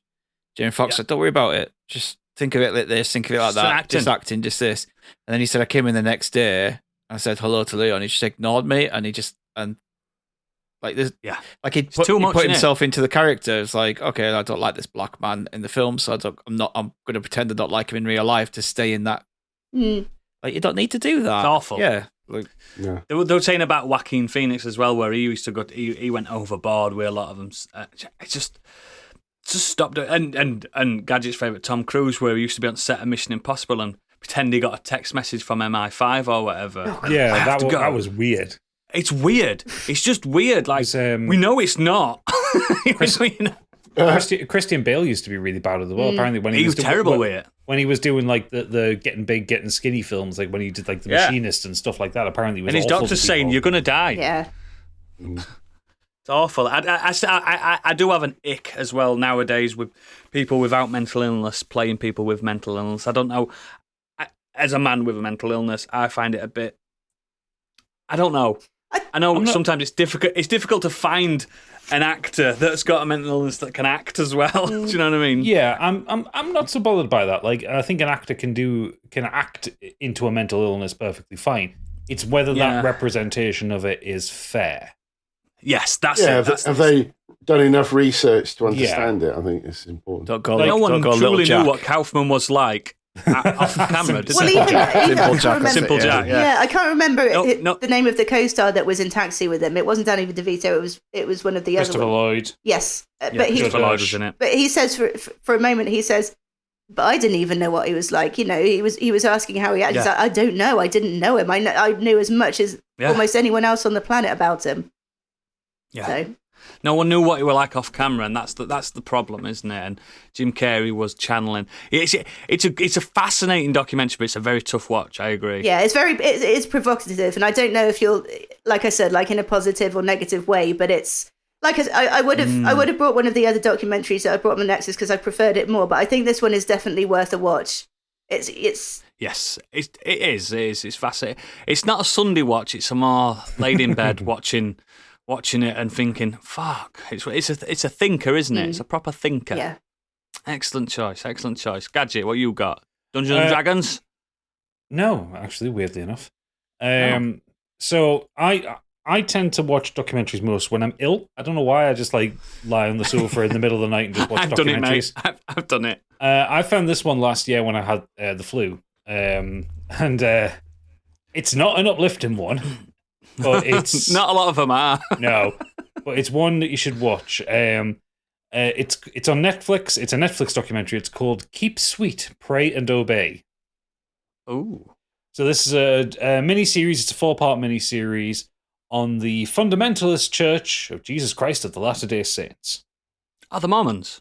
Well, you see, the Mormons are the Church of the Latter-day Saints. These are the fundamentalist Church of the Latter-day Saints. The extremists. These are the extremists who became their own thing in 1906 when the Mormons said, we're not going to do polygamy anymore because it's illegal. Yeah, because it's stupid. So these guys were like, no, fuck off. I want to have a load of wives. We're going to make our own church with blackjack and hookers and polygamy and take over this little bit of Utah. It was Salt Lake, wasn't it? Yeah, and then they kind of moved outside of Salt Lake. But yeah. It's kind of focused around its current leader, Warren Jeffs. That's him. Yeah, that's him. You know what I'm talking about. The man with many wives. Man with many wives. So the focus of this one starts with kind of talking about his father, Rulon Jeffs, who was one of the more popular ones, and had something like 87 wives, or something like that. There was that joke that he had one for every day of the year. Yeah, near enough. But he didn't quite. No. When he died in 2002, his son, Warren Jeffs, became All Supreme Grand Leader, whatever they call it. Imperial Wizard. Yeah, within 2 days of being leader, Warren had married all of his father's wives, Yes, his save stepmom. for 2, and then continued to marry other women. And this documentary is interesting because it takes a lot of opinions from kind of survivors of this. It is basically a cult version of Mormonism. Mormonism is kind of a cult, but it's just a denomination of Christianity with a weird backstory. This one is very cult-like because everything is focused around the leader, and because they believe that Warren Leader Jeffs is good. Leader is great. Yeah, exactly. Imagine a bigger Manson family where it's all about Charlie. Yeah, basically, everything is about Warren Jeffs. They believe he's a prophet from God and that he speaks the word of Jesus. It's one of those American kind of Jesus. things. Remember, American Jesus is very completely much white different Jesus. to Middle Eastern Jesus. We'll get onto that. Different bloke. Yeah, this guy. So the film talks to a lot of people who are still in the church or who have left the church, but it tries to give it as broad a possible meaning. So it talks to like men who have multiple wives and talks about their experience of being a polygamist. And for the most part, and I'm giving this the world's biggest fucking caveat, most of the guys in it are fine. You know, they're not awful misogynistic men. They have been brought up in their life in a world where having multiple wives is normal. Some of them are very misogynistic and awful people, but most of the documentary focuses around the women, the victims of this, and the indoctrination and the kind of brainwashing that they go through. And then they get to the back half of it when Warren Jeffs' crimes start to come out. Oh, he got crimes. He's got the crimes. He's got a lot of crimes. Most It's weird that a religious leader having crimes. Who'd have thunk it? Yeah, mostly his crimes tend to revolve around the fact that he was fond of 12-year-old wives. Yeah, and had multiple of them. A rotter. Yeah, and he would. I'm not going to get into the full kind of gory details of it, but please don't. Basically, evidence came out from it from videotapes the man had made. Psych. In his mega church that he'd built in Texas. He wasn't even discreet about it, was he? No, he wasn't. He loved it. Anyway, ultimately, not bearing the lead, the man is in prison for life for his crimes. In a nonce. Yeah. Unfortunately, he's still the leader of the fucking cult. He does sermons over the phone from prison. Yeah, he still gets donations as well, doesn't he? He still gets donations. His followers still believe he is the second. I think he's wrote like 3 books since being in prison or something, like multi-award-winning, not award-winning, but best-selling books. I don't think they're that best-selling. In the circles. in his circles, yeah. It's because he's got that many wives, he just gets them to buy them all, and then he's just like Billboard top 20. Yeah, I kind of want to say the man has complicated views, but he doesn't. He's just a shithead. Like for instance, his views on marriage. So I'm reading this off Wikipedia. In a 2001 sermon, Jeff stated that, quote, "People grew so evil, the men started to marry the men and the women started to marry the women. This is the worst evil act you can do next to murder." Yeah, he's a massive conservative as well. It's like murder. Whenever people commit that sin, that the Lord destroys them. Yeah. He's got a long-running, very racist streak. He hates anybody who's not lily white. He is a horrible, horrible person. But this documentary is fascinating because when they're talking to the victims, like talking to like women who were married to Jeffs as teenagers, like without very choice. much underage teenagers, and they were like, "Well, he was nice to me, and I didn't know any better." And like they are, that's why I keep calling them victims. They are victims of this kind of abuse that the he bought them things and kept them happy and fed. But it also kept everyone in this weird kind of conservative lifestyle. Compound. They're all in kind of compound. Women could only wear certain kind of clothes. Had have dresses that came down to the middle of Didn't he make their them calves. like if they went shopping, 4 of them had to go at once. They couldn't go alone and stuff like they that. had their own groups. In a lot of cases, if they were to leave the compound to go do something, there had to be a man with them. Very Sharia law kind of things. Fucking awful. But he Handmaid's Tale, this. Yeah, very much Worse. so actually. But he would go off on these kind of like what he would call kind of religious excursions, or kind of like to listen to the word of God. He was going to Vegas and getting hookers and betting and gambling and getting drunk because he was worth hundreds of millions of dollars, because every person in that community had to give him tithes. They had to give 30 or 40%. It was dowries, weren't they? Everything. Yeah, but like everyone monthly had to give like 30 or 40% of their income to the church. It all went to him, the corrupt piece of shit. So yeah, it's an uncomfortable watch a lot of the time. The title of it, Keep Sweet, Pray and Obey, was coined by Rulon Jeffs, and it was basically a phrase to convey how women should behave in relation to their husband. Yeah. The latter part of the motto, Pray and Obey, is shown to adorn like chimneys and churches belonging to Warren Jeffs. But it was frequently sung aloud, and it was meant to be that women should be in control of their emotions and don't display things like anger, resentment, or frustration around your husband. So yeah, Keep Sweet, Pray and Obey. It's on Netflix. It's fascinating, but it's not a comfortable watch. No. Excellent. Stig, have you got anything just as uncomfortable? Yep. You guys like morbid documentaries, don't you? My documentary series is not uplifting. It is about the really shady, horrible, nasty side of professional wrestling. Ooh. Oh. So yes. professional wrestling Get ready, Biggie. If you like Biggie sees it, is just weird, muscular men in tights play fighting. That's the be all and end all of wrestling. That is what a lot listener is nodding. That is what a lot of people see wrestling as. It is a soap opera with a bit of fighting in, and that's it.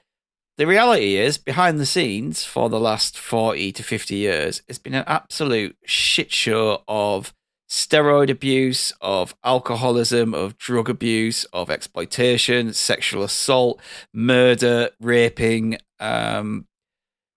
everything you can think of. Just fraud, fraud, death,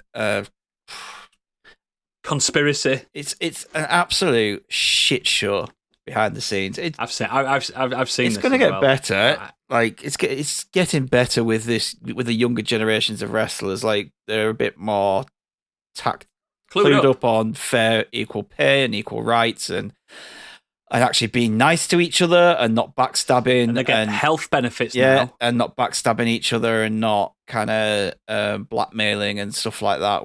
But a long time ago, all the way up into like the 90s, it just was not good. And this documentary, Dark Side of the Ring, is by Vice TV over in stateside, and you can watch some of it on Channel 4 over here. I think it's only season 3 over here at the moment.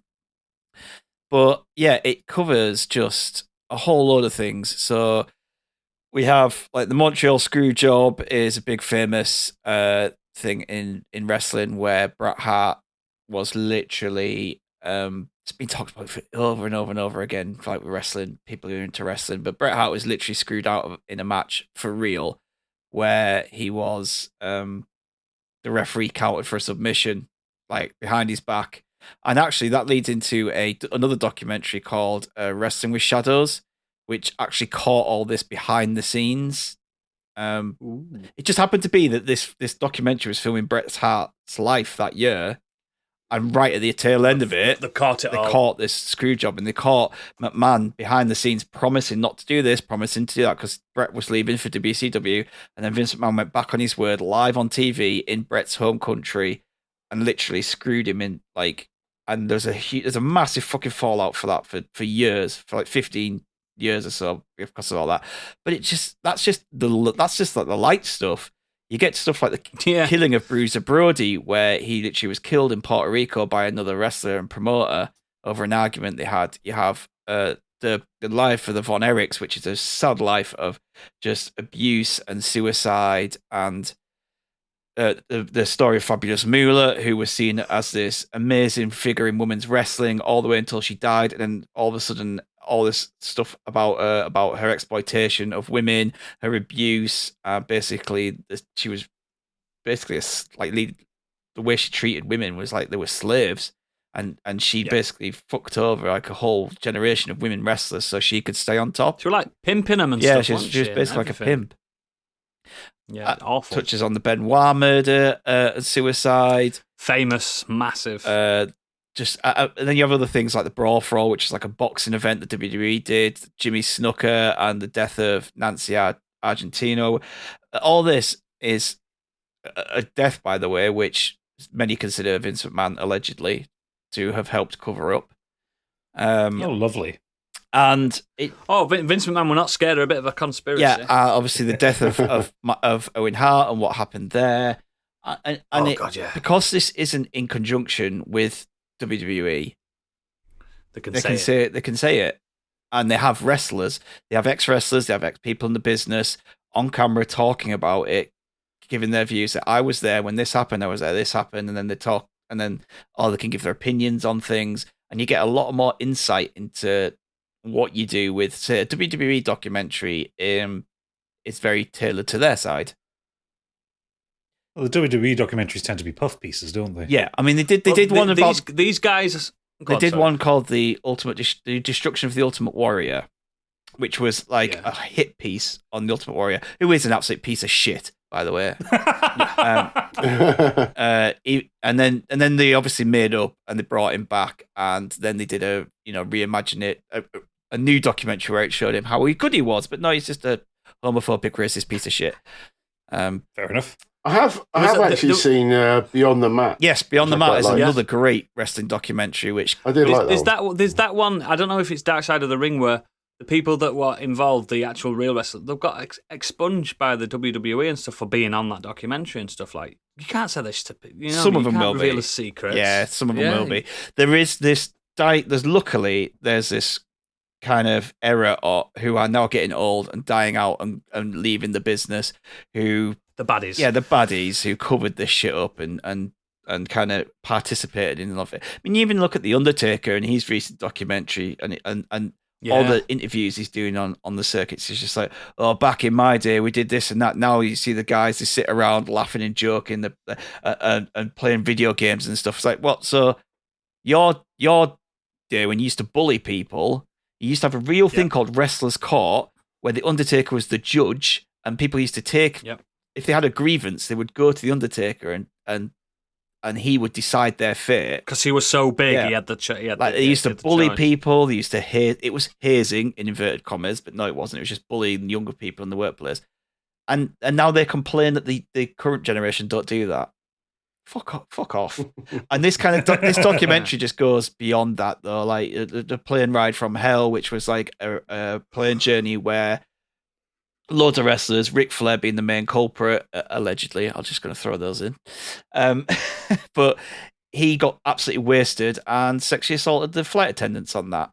He denies it, but it's Ric Flair. I was going to say if anyone's going to be a wrong, and Ric Flair looks like a wrong. Yeah. And it's just You mean Rick Cocaine Flair? Yeah. Give up. the man with the reddest skin and the whitest hair. Give up. Clean living Ric Flair? Give up. Give up. Next you're going to tell me Hulk Hogan's problematic. Never. Well, it touches on it just touches on a lot of this stuff. A lot of, like, the last fascinating. I series loved was it. about Ultimate Warrior, the Dynamite Kid, who had a lot of problems with alcohol and drugs, and ultimately, like, the business. He ended up being paralyzed because of the business. Chris Kanyon, who was basically kind of run out the business for coming out as gay, and no gay wrestlers. yeah, it's just it shows the real nasty side of wrestling, which I think is important to see. Like, even if you're a fan of it, like, it's a shitty business. It was born from carnivals. It's still a bit carny. And there's some fascinating stories in this. And you notice, like, a lot of wrestlers, from the 90s, even the early 2000s, a lot of them have died because they were just thrown through the grinder. Go out there, put your bodies on the line. Here's your money. Right, off you go. Go do your drugs. Once you've gone, you've Go gone. do your drugs. Go do your alcohol. Yeah, once you're gone, you're gone. There's no exit plan. You see a lot of wrestlers, like, wrestling and the indie scenes into the 60s because they've got no plan. Like, luckily, I said the younger generation Or know a their bit. full-time job is conventions. Yeah, they're a bit more switched on now. So Sad, they're innit? investing and saving and stuff. Yeah, but they own their own rights and stuff. But like this that. is just kind of the stories about all these people that didn't get that and kind of Awful. what happened to them because of that, being chewed up by the system, spat out, and not cared about. Despite what the said WWE puts on there, oh, we're sad to learn of the death of so and so. I was like, well, you weren't sad about it when you were in and out of, rehab because of what you put them through, that kind of stuff.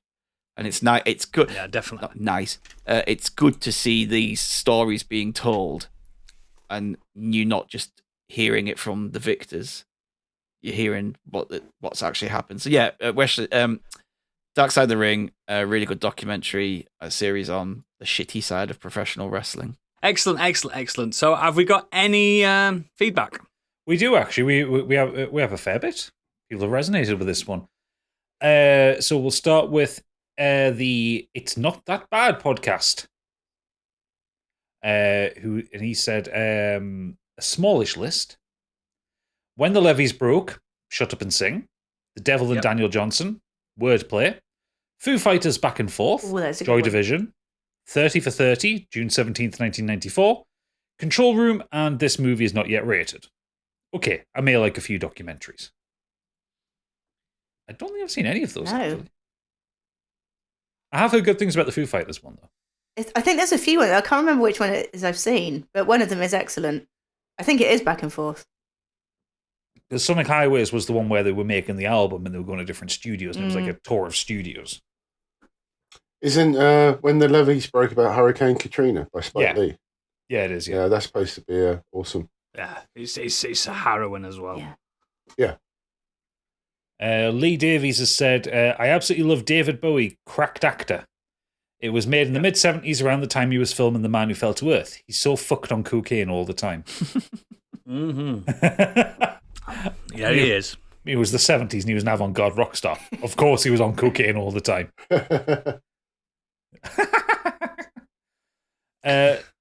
Xenos has said, now I don't watch much TV, but I'm going to go for something that's technically a video essay, but is probably close enough.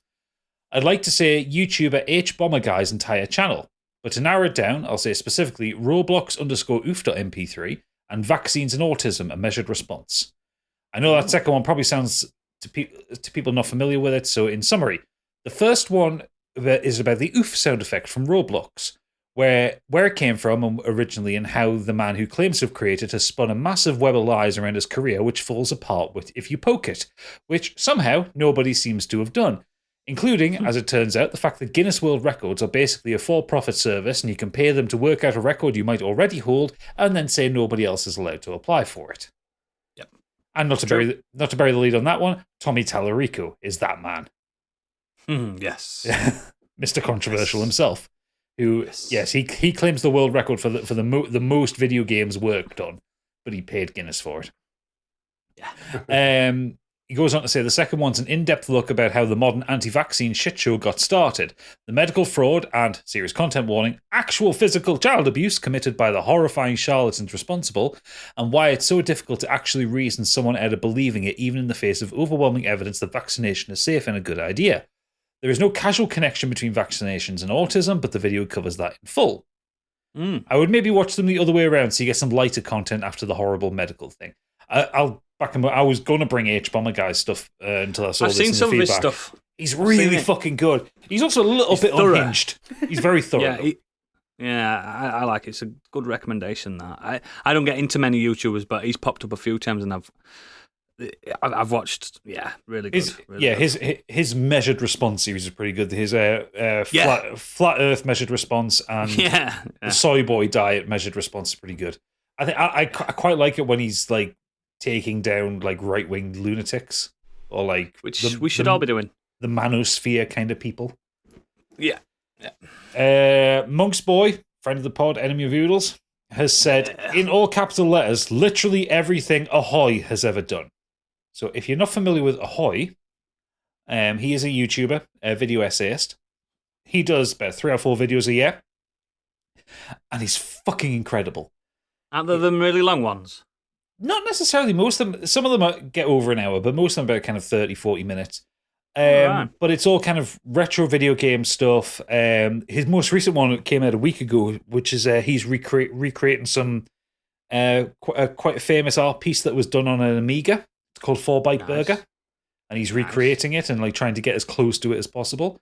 But he does retro things. So he's talked about like the original XCOM, Trackers, the sound of 16-bit.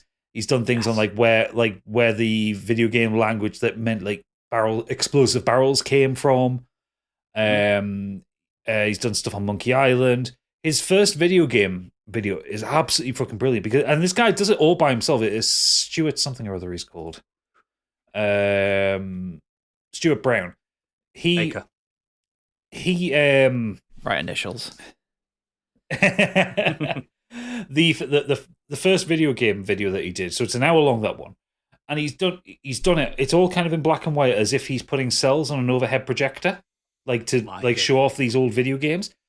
And it just looks brilliant. Like visually, it's so simple, but it's kind of stunning and keeps you held onto it. Like the guy needs to be just followed just for his use of Photoshop at all. The guy's incredible. Like me. Both like Monk's Boy put me onto him, and we both like text each other back and forth excitedly whenever there's a new Ahoy video out because we're both so excited by it. The guy nice. Also the guy's got a voice that'll he'll just send you to sleep with good vibes. He's got a very nice, low, kind of Midlandsy voice. Oh. So yeah, looking at Ahoy. Robotic Monkey said, Anvil, the story of Anvil. I caught this when it was on Netflix and I was expecting a bit of a spin on Spinal Tap. Instead, it's the heartwarming story about friendship and hope and chasing your dreams no matter how far and out of reach they always seem. He then says, in a similar vein, I've also heard the Sparks documentary is good, but I've not seen that yet. Oh, and if you haven't seen them already, check out Everything is a Remix series by Kirby Ferguson on YouTube. Everything you love and were into before everyone else was is probably already a copy or rework of something that already happened. Yes. Yeah, Anvil's great. I love that film. Great. It's that scene at the end when they're on stage in Japan and they see the audience and it's just like yeah, it's not it's like a crowning achievement in their life to play a gig that big. And also mad that like Metallica were inspired by them. Yeah. Yeah. At the start of the were. Yeah, at the start of the film they're playing like a fucking social club in Manitoba somewhere. Excellent. Anyone? Plantier said, true story, I saw this as Spinal Tap not knowing it was a mockumentary. And for years still thought it was a documentary. I'd argue this is the best way to see it. I still remember being blown away by Catfish, the film, not the TV series, when I The first saw original it. one, yeah. I know there's been shit written about it since, but to my mind, it's still one of my faves. It's great. If Oodles hasn't picked an American movie, he's dead to me. Oh, it's great. Message me about doing that as a Patreon exclusive episode, just me and you, K-Man. Yeah, I could do that. I could absolutely do that. Love that. Love it. Absolutely adore it. Final point, as a Forest fan, I love I Believe in Miracles, the story of Brian Clough and Nottingham Forest double European Cup winning teams. Disco, Northern Soul, and 70s and 80s football. It's a heady mix of and a story that will never be repeated. Be great if Brian Clough weren't in it. Oh yeah, Leeds fans don't like Brian Clough, do they? Fucking prick. Angry Kurt says the Chris Chan YouTube documentary series, which is still going. No, that is so long. Don't do it, people. I don't know what that is. What is that? Chris Chan is a very controversial person on the internet who kind of does some fucked up things, but was kind of egged on because they had like blog followers and like DeviantArt followers and YouTube followers, and they've kind of got I can't remember whether it's kind of autism or something like that, but basically they have a mental disability and they've only just got out of prison. It's basically got to that point. But there has been a YouTuber detailed documenting this. It is something. It's hundreds of parts. I'm going to find it now. Find out how many parts there are. The internet is full of rotters. So 2 weeks ago, Chris Chan, A Comprehensive History, part 74. Fuck that. Yeah. And they're all about 40-odd minutes long. Like, there is a lot to this person. I don't know what it is, so I'm not bothered. No, it gets dark very quickly. I wouldn't recommend it. I suppose if you're there from the beginning, it's fantastic. Yeah, I think I've watched the first 5 episodes and I was like, no, this is too depressing for me. For Wow. me. He goes on to say, I love football documentary with behind-the-scenes access to clubs. My favourites have included Arsenal, Spurs and Leeds ones on Amazon, but the granddaddy of them all is the granddaddy of them all is Sunderland Till I Die on Netflix. Ooh, It's Sunderland. good. No, it's a good documentary. It's really good. I know, but I'm a Geordie. I'm genetically predisposed to hate the Mackems. Fuck the Mackems. Fuck the Mackems. The others I would say you would only really appreciate if you're a football fan, but Sunderland Till I Die can be appreciated by non-football fans as it's more akin I to a agree. drama, which brings me onto my second pick. Drive to Survive. This is my favourite documentary, sports or otherwise. Prior to watching it, I wasn't massively into F1, but as you know, I'm now a full convert. The access Netflix has is great, the production values are amazing, but most importantly, it creates a great drama as you follow the characters involved in F1. It has faced accusations of creating bad blood between drivers, which doesn't exist, which might be true, but it's so entertaining and no one can tell me that everyone on the grid doesn't hate Red Bull's Max Verstappen or Chris Horner. Trust me when I say that you don't need to be an F1 fan for this and allow yourself to be glued to the screen for several hours. No, mine do. I'm into it. I'm into it. And if you haven't, if you haven't I like watched the F1 Kurt, films. I've watched the F1 films. if you haven't All the watched big- the Kurt, do the Wrexham one. That's really good. yeah, No, he has watched the Wrexham one. Has he? he didn't like. It wasn't enough about football, was it, for his taste? All right. Fair enough. But yeah, that's all the feedback we have. Excellent, excellent, excellent. As always, links to all our extracurricular activities are in the show notes and at modernscaping.co.uk. Please find it within your hearts to try out our Patreon. You get loads of exclusive content and you get access to the Green Room, which comes next. Please check out our YouTube, TikToks, Twitters, everything. Just don't miss out, guys. Don't miss out. Next week, though, continuing with non-fiction, it's moments that changed history. Because we are the people that can say these moments changed history. Think Steve Jobs revealing the iPhone, that kind of thing. It's got to be media related. Oh, so not the day Biggie was born. Yeah. I mean, it's kind of media related. Oh, Look this at is him true. now. Of course it did. One of the best broadcasters on the Created internet. the Big Bang. The Biggie Created us Bang. all. The Biggie Bang. The Biggie Bang. He's had a big curry the Yes, night if you're before, not a and here we patron, are. this is the end of the show for you. We apologise, but if you're going to be tight like that, we can't honour it. We can't honour it at all. But for all patrons, meet us in the Green Room very shortly. Goodbye. Bye. Bye. Uh,